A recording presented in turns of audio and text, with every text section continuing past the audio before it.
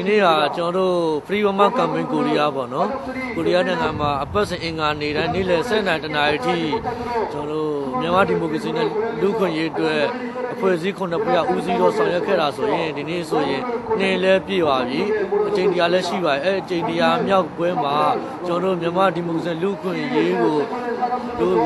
ချိုးဖောက်နေတဲ့စစ်အာဏာရှင်တာယုံရှိမှာပေါ့နော်မြန်မာပြည်ဒီမိုကရေစီအများဆုံးရရှိရေးမြန်မာလူမျိုးတွေလူ့ခွင့်ရေးအများဆုံးရရှိရေးအတွက်ဒီတာယုံရှိမှာအဖွဲ့အစည်းပေါင်းစုံပေါ့နော်လာပြီးတော့ဆန္ဒပြဒင်းစာရှင်းလင်းပွဲပြုလုပ်နေတာဖြစ်ပါတယ်အဲဒီ Free Burma Campaign ကိုရီးယားလည်း2009ခုနှစ်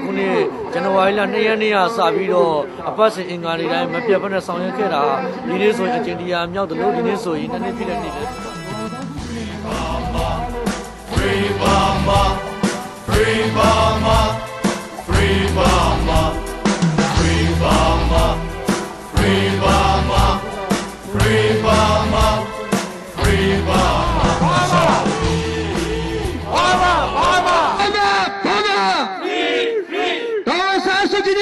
နိုင်ငံကြီးတော်အားလုံးချက်ချင်းလို့ဒေါ်ဆာစုကြည်နိုင်ငံကြီးတော်အားလုံးချက်ချင်းလို့စစ်အာဏာရှင်စနစ်ကြောက်ဆုံးရပြီစစ်အာဏာရှင်စနစ်ဒီမိုကရေစီရတော့ဒီမိုကရေစီရတော့ဗမာပြည်လွတ်မြောက်ရေးဗမာပြည်တွင်းမှာရှိတဲ့စစ်အုပ်စုရဲ့မတရားဖမ်းဆီးထားတဲ့ငြိမ်းချမ်းရေးနိုဘယ်ဆုရှင်ဒေါ်ဆန်းစုကြည်ပါဝင်88မျိုးဆက်တောင်သားခေါင်းဆောင်တွေရဟန်းတန်ဃာတွေပြည်သူတွေအားလုံးကိုအမြန်ဆုံးပြန်ထုတ်ပေးဖို့အတွက်ခမားတို့စစ်တမ်းလုံးရှေ့မှာတုတ်တို့လာရောက်ပြီးတော့ဆန္ဒပြတောင်းဆိုခဲ့တာဟာအကျဉ်းတရားပြည့်ခဲ့ပါ